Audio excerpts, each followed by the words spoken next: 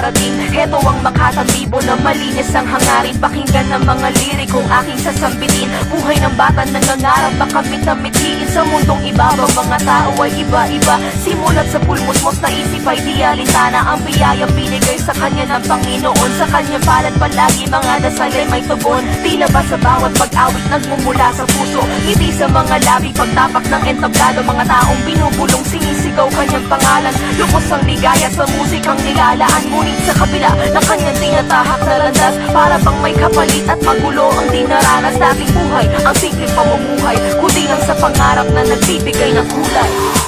Parang ihip lang ng hangin ang panahon.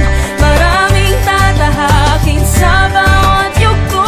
Tanong sa sarili kung titigil ba o tatakbo. Tao lang naman ako na tulad mo.